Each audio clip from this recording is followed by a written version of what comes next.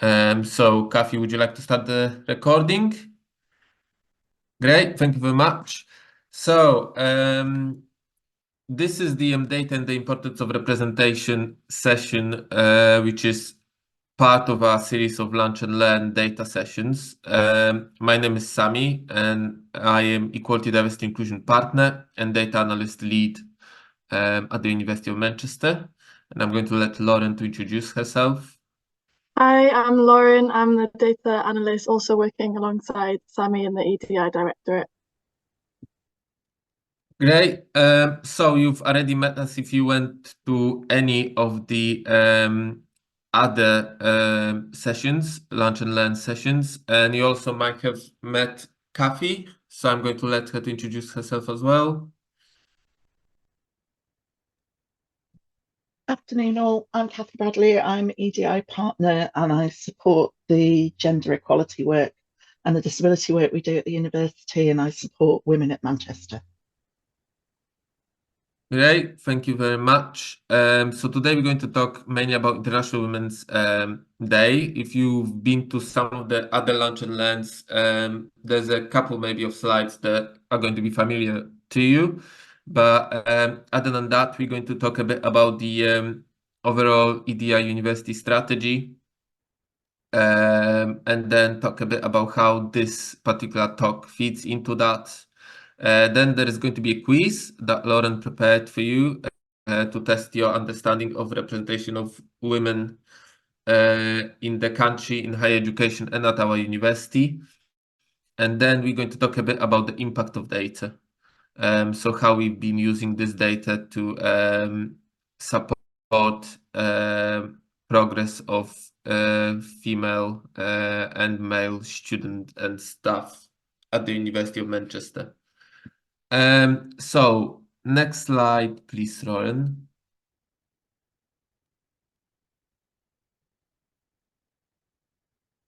So we're going to start with a bit of a video. So apologies to those who've seen it already. This is quite a good introduction, however, to Equality, Diversity, Inclusion strategy at the University of Manchester. It's going to give you a bit of an overview as to what the team and the wider university does in that space. And then I'm going to talk a bit about how the talk helps in implementing the strategy at the university. So yeah, Lauren, if you could start the video, please.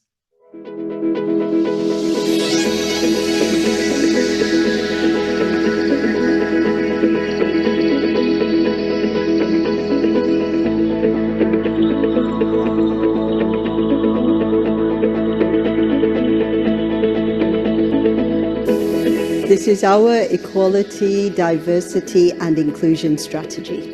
And this is your equality, diversity and inclusion strategy. And our aim is clear: to become a truly inclusive organisation where equality, diversity and inclusion is embedded in everything we do. Realising our vision for our university rests upon us being able to deliver on our commitment to valuing diversity, eliminating discrimination, and ensuring that all our people, our students, our staff and our visitors feel that they belong here, that they are very much part of our community. As an institution with a strong sense of social responsibility, we know that we have a vital role to play in leading on progress in this area, and not just in our university, but also beyond that, in the higher education sector and the wider society.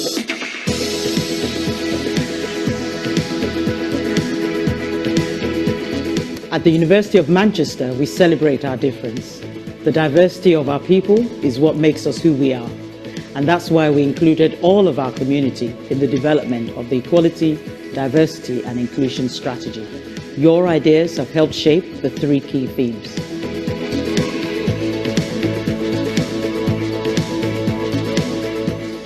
We will create an inclusive, diverse and accessible environment where it is everyone's responsibility to ensure all members of our university community are treated with fairness, dignity, respect and have a sense of belonging.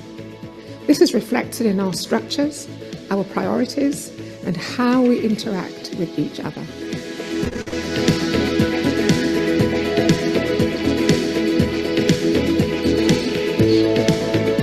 We will ensure diversity across all areas of our university community so that we better reflect our city, region and society generally. Inclusive approach and equality at all stages of student and staff recruitment through practices, policies and guidance.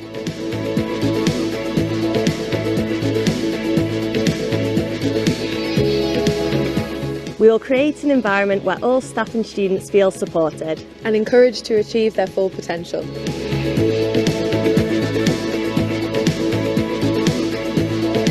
We will embed equality, diversity and inclusion into our structures, priorities and how we interact with each other. But the overall success relies on all of us thinking about equality, diversity and inclusion during our day-to-day activities. What will you pledge to do differently?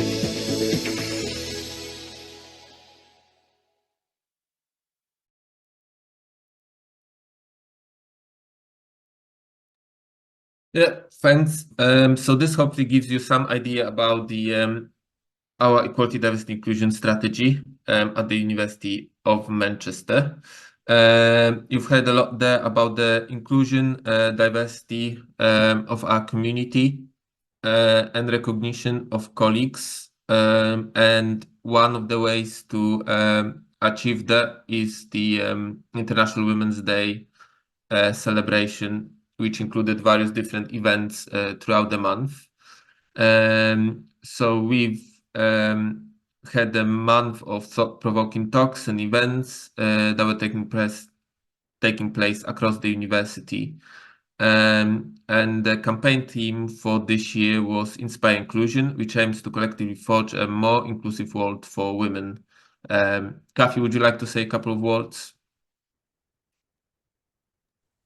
Yeah, so I'm aware that some people have questioned us using the Inspire Inclusion theme, because that's the British theme.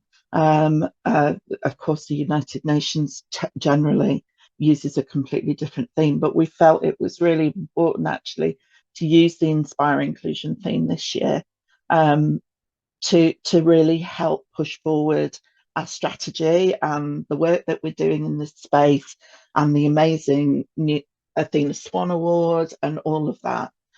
So it's really helped us pin International Women's Day into that strategy.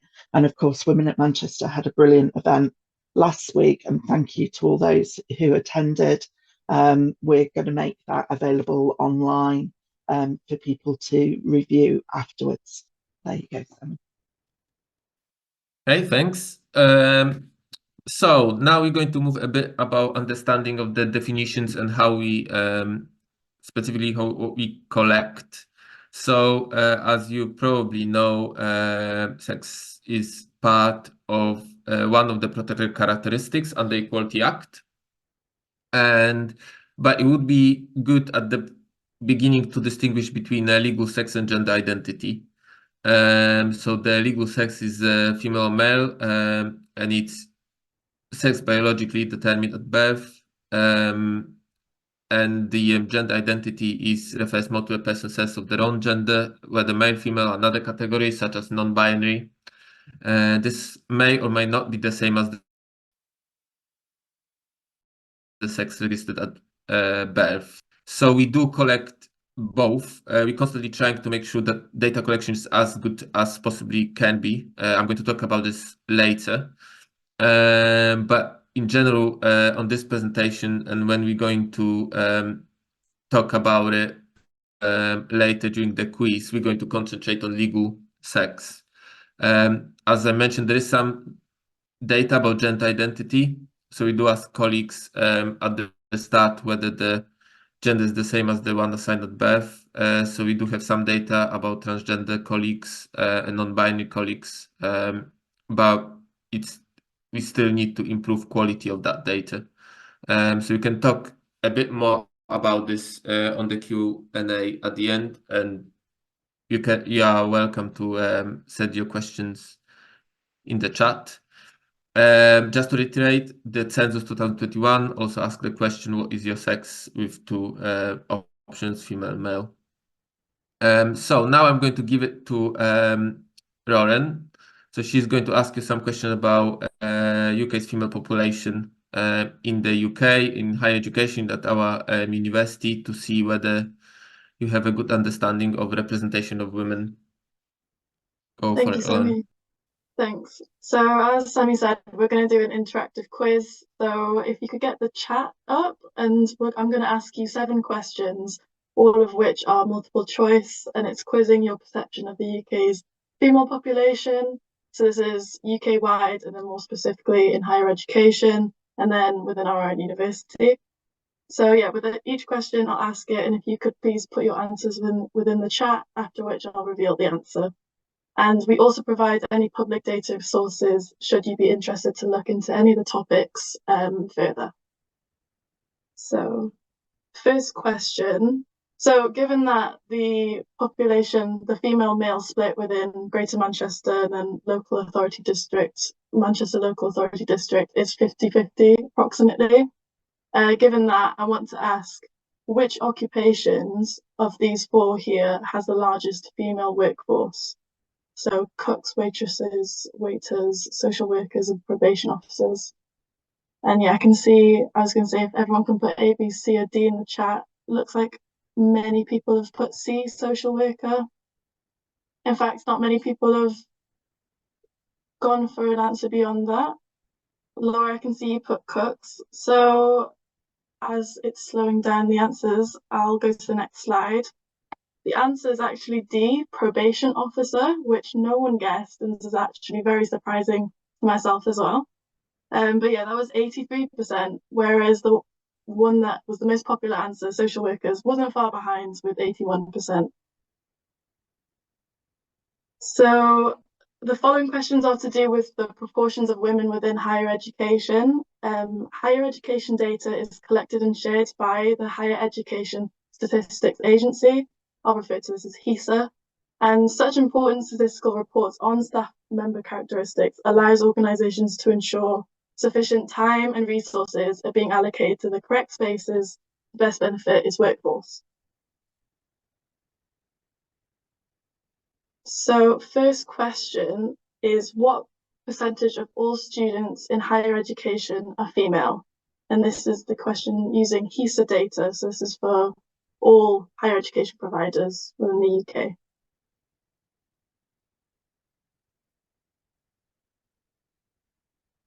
Okay, so I can see that a lot of people are putting B or C, or some people are putting D, so everyone thinks it's over 50% would be females. Just going to wait for a few more answers. Someone's bravely put A, 40%, 48%, sorry. Okay, so if I go to the next slide, it is that higher band answer of 57% female, and the remaining is 43% male. So now looking at subjects, which of these subjects below has the highest proportion of female students? And this is again looking at all higher education providers within the HESA dataset for 2021.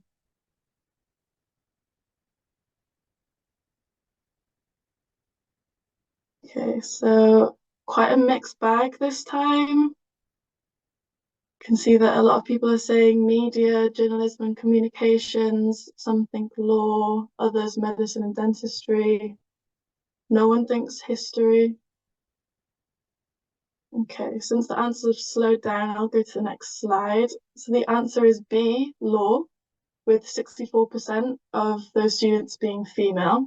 And you can see the other 3 options plotted here as well. So medicine and dentistry isn't far behind with 63%, and then 6% for media and journalism, and then it goes down to 55% for history.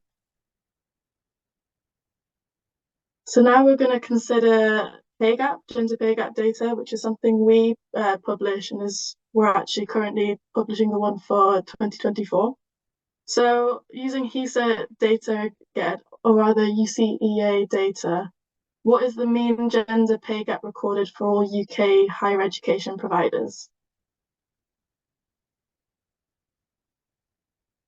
So a lot of people are putting the highest band, which is 18. Some people are saying 12, some 15.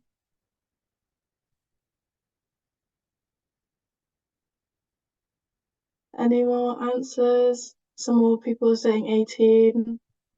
Okay, so if we go to the next slide, the mean hourly pay gap is 15%. So a lot of you did get that correct. And then the median, just for comparison, is 12.3%. And every organization that hires more than 250 employees has to produce this data, and they have to publish median pay gap, mean pay gap, and also median and mean bonus pay gap as well.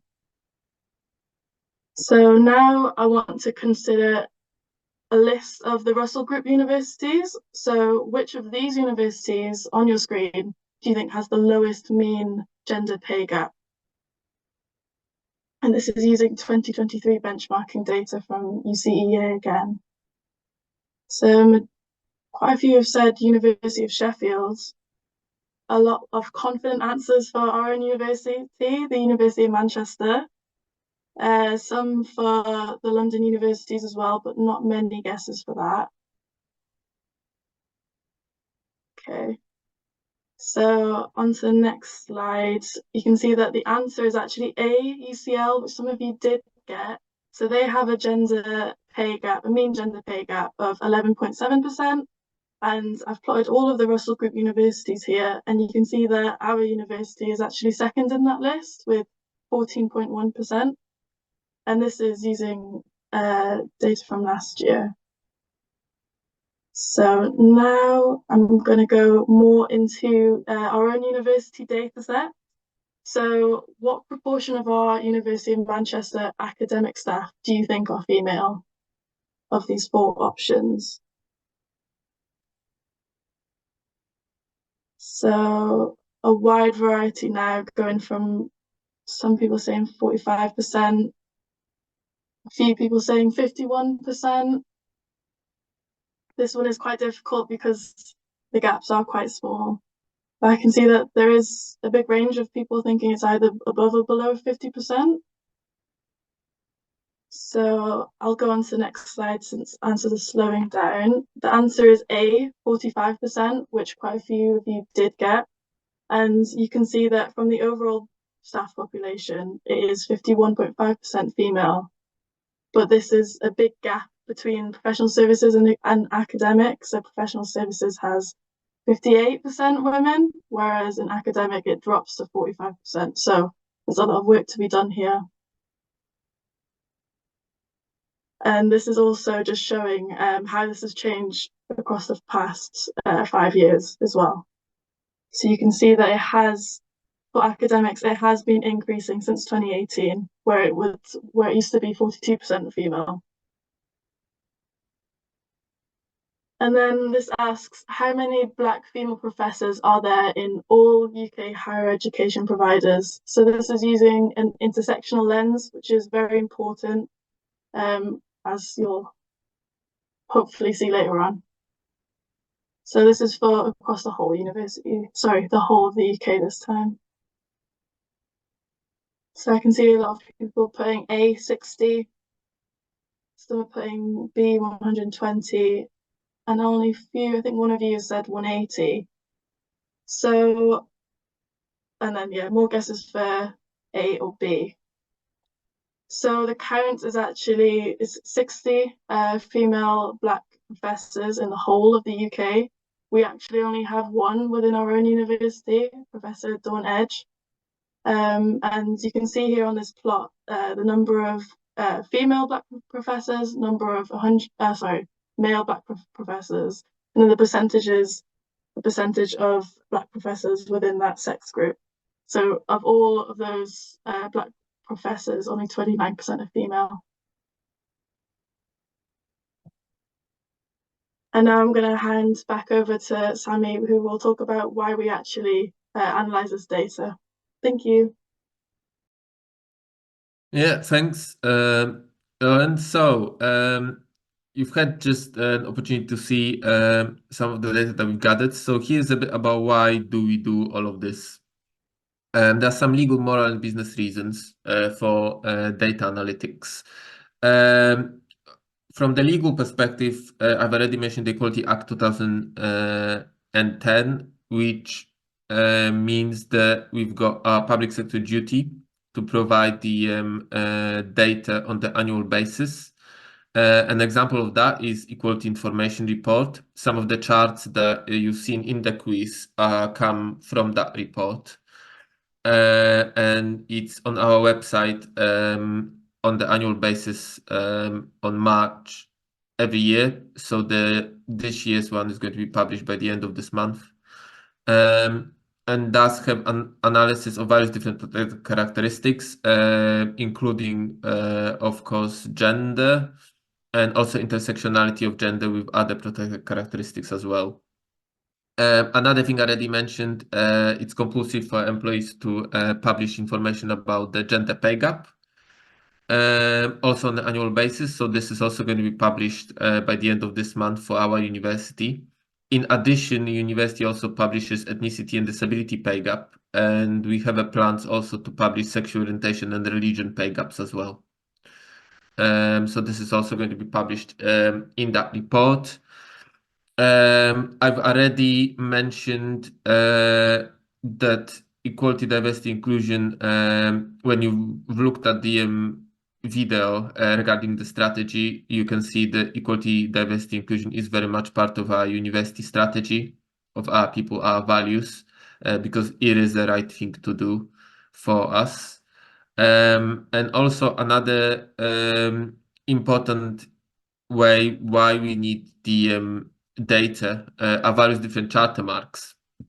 So you've got some of the badges that you might be familiar with already.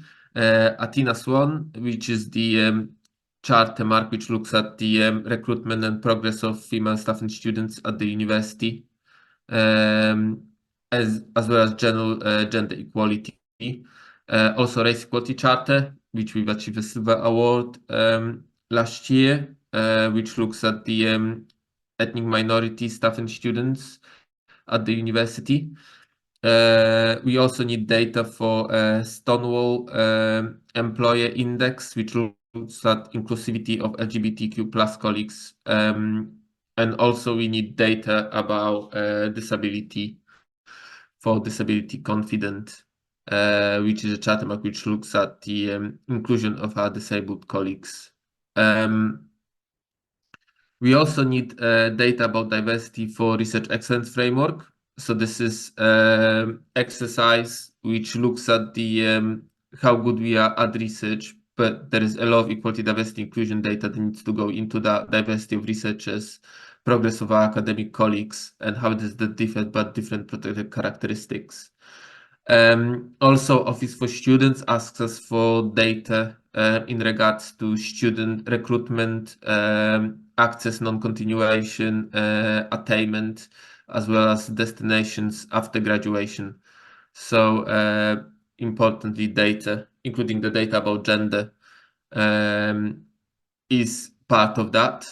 So the data analytics goes into quite a lot of things, and that's why it's quite important to collect it. So now we're going to talk a bit more about how this actually made an impact on colleagues and students at the university. So the next slide, please, Lauren. So now we're going to show you another video which talks a bit about the equality, diversity, inclusion, and belonging at the university. And this hopefully is going to help you start thinking a bit more about how we can use it to make this a better place for work and study. And then I'm going to talk a bit about specific examples of actions. I'm going to talk a bit about the Athena Swan Charter in a bit more depth, what progress have been made, how does that work, and then a couple of examples of specific interventions. So yeah, let's go with the video.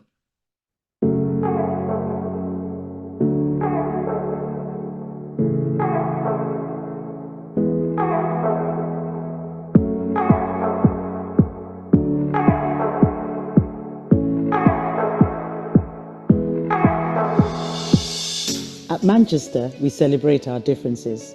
In our equality, diversity and inclusion strategy, we made a commitment to creating an inclusive, diverse and accessible environment where it's everyone's responsibility to ensure all members of our university community are treated with fairness, respect and dignity and have a sense of belonging. We've asked our colleagues to share their experiences of belonging at Manchester, and as they present their words, please join us in learning how we can all help to make sure everyone has a sense of belonging at Manchester. Thank you.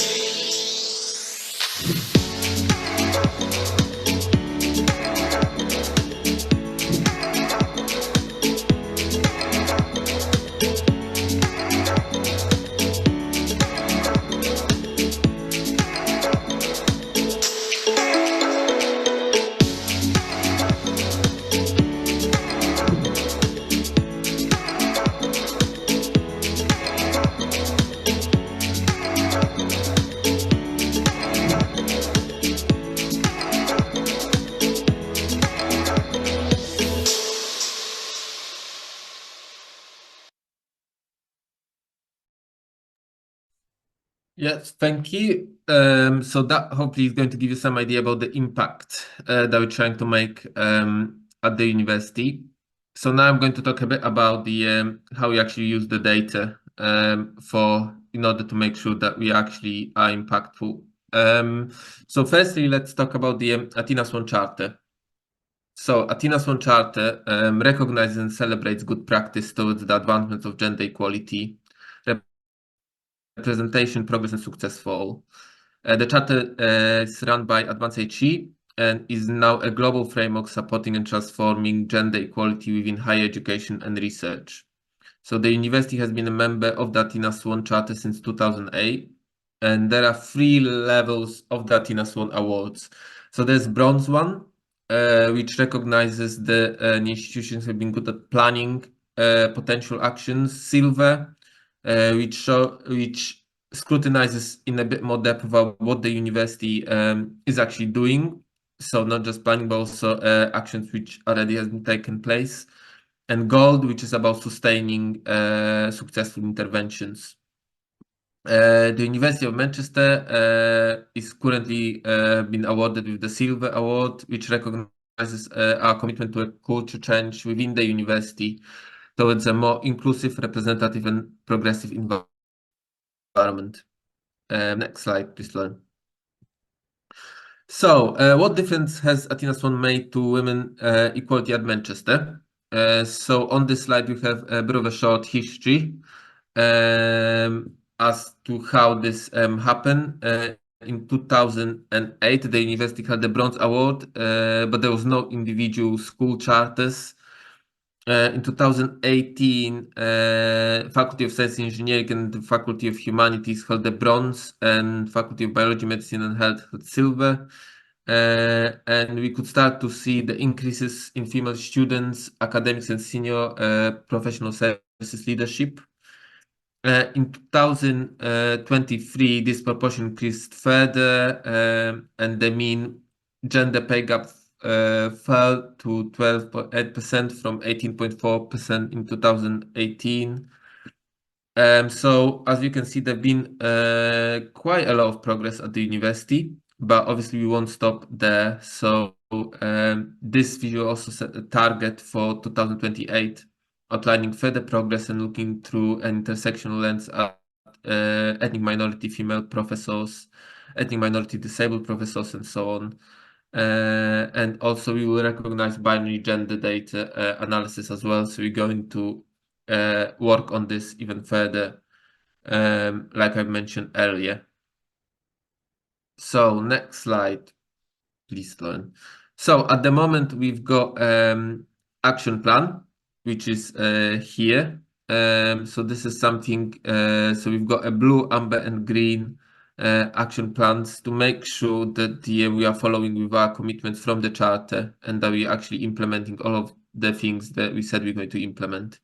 I'm just going to ask Kathy to maybe comment a bit more on this as we are talking about it. Kathy couldn't find her unmute button. So yes, so this is going to be published in the coming weeks. We have a new charter mark coordinator who actually is on the call, Laura Cragg, who has come in for maternity cover for Fran, who worked on our Silver Athena Swan award. So we'll be working with Rachel Cowan, who's the academic EDI lead for gender equality, and Laura on making sure that this action plan is implemented and progressed.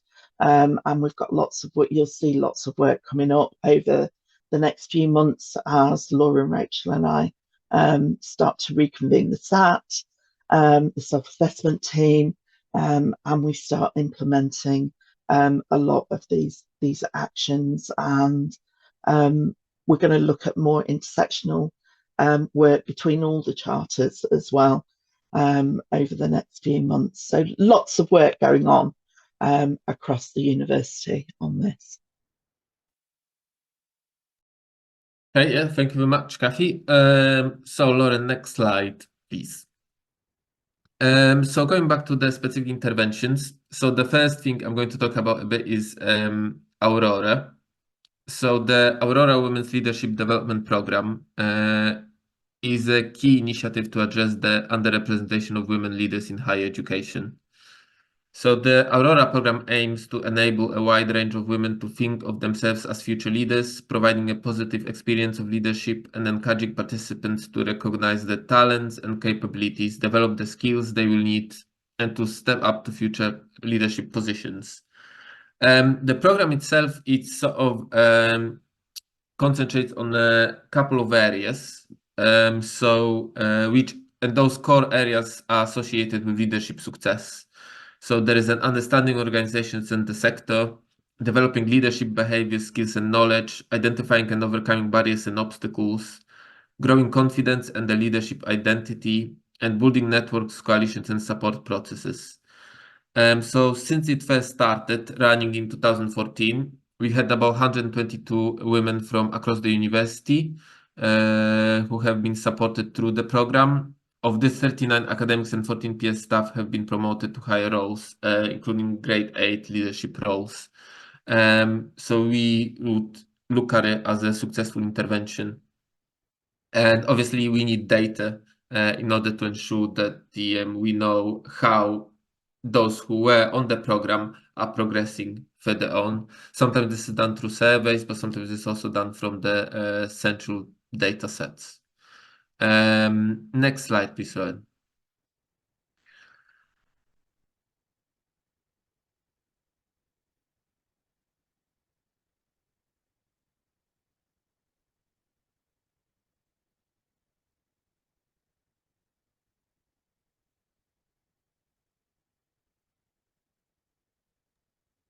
Sorry, I think it cut out, but I'll resume now. No problem. Okay. Next slide. Yeah. Yeah, great. Thank you.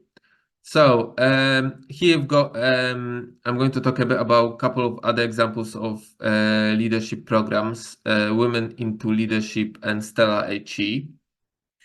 So the Women into Leadership program which is run by Learning and Organizational Development was created after identifying low proportions of women in key leadership roles across the university. So this program supports women to plan and prepare for leadership roles, offers an opportunity for women in new leadership roles to explore gender-based issues. And the program is an opportunity to differentiate between gender issues and the organizational context and explore what needs to change in university practices to enable women to advance. So between 2019 and 2020, 42 participants across staff groups were promoted to higher roles. 31 respondents fed back that they had increased confidence and leadership skills, and also highlighted the need to engage male allies. There was quite a lot of benefits from that as well. Also another program, Stella HE. So this one is similar, but concentrated more on ethnic minority colleagues. So since 2015 to present, we have 5 academics and researchers, 26% have since been promoted to professor level, and 3 professional services participants are in higher roles, including grade 8. So this is also something that we need to monitor, look at whether that kind of interventions do make impact, how many colleagues are being promoted after completing this program. And also, as was mentioned, we need to identify how many of those colleagues who could potentially benefit we've got. And you've already mentioned the intersectional analysis. So trying to understand, for example, how many ethnic minorities women we have, not just how many women, and so forth. So next slide, please, Lauren. So just to highlight this need for intersectional analysis, one of the interventions that we've got also is 100 Black women professors now. So this is program which aims to address intersectional underrepresentation, particularly of Black women at higher grades. We currently have 1 Black female professor. So it was found that the number of Black female professors in all HE institutions is just 60. In fact, we currently have 1, as I mentioned, at the University of Manchester. So this program aims to address this intersectional representation by creating a pipeline for Black academic women, coaching them on how to navigate and manage their careers, while also bringing attention to the problem of challenge biases of institutions. So since the start of the program within our university in 2021, 14 academics have passed through the program, 2 of which have been promoted. So again, highlighting the need for intersectional analysis, making sure that we are collecting this data and that we know how many colleagues there are and whether they are progressing within the university. Next slide, please, Lauren. So another intervention that we've got is about free period products. So this is about unequal access to scientific products, which causes unequal quality of life and can act as a distraction from time spent at university.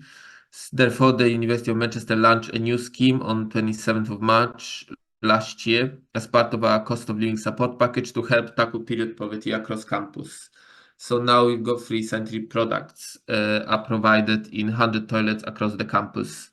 The data is important to know how many women and how many people who are going to be needing this are at the university, so that we can plan our estates better and more efficiently.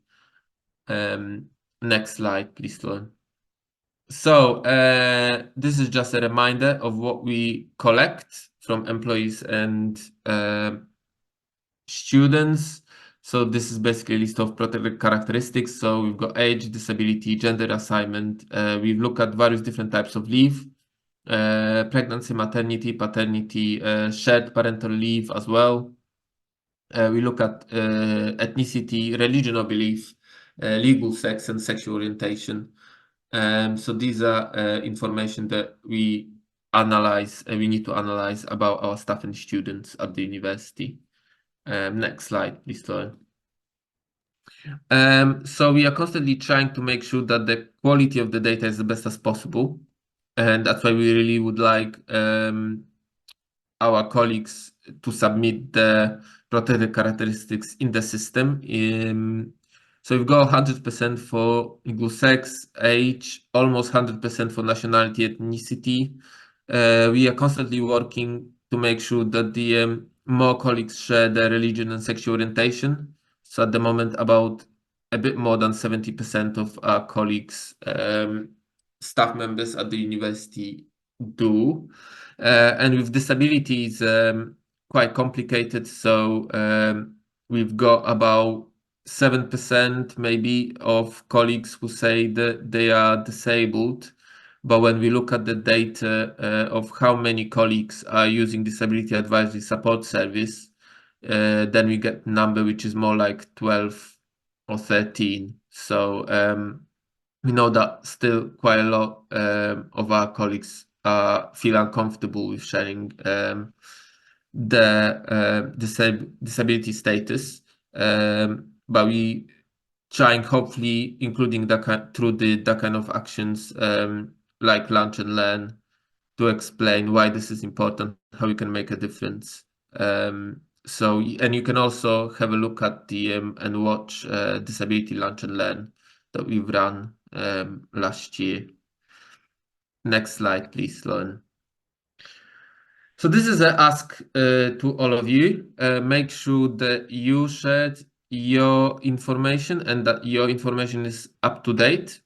So you can do it by logging to My View. So this is the same system where you can look at your pay slips, and it's very easy to do, and you can do it quite quickly, and make sure to encourage your colleagues to do the same to make sure that we've got the best data possible. And I believe that Lauren just shared in the chat the link to that as well. Next slide, please, Lauren. So this is everything from us. So now it's a time for your questions if you have any. Kathy is going to stop recording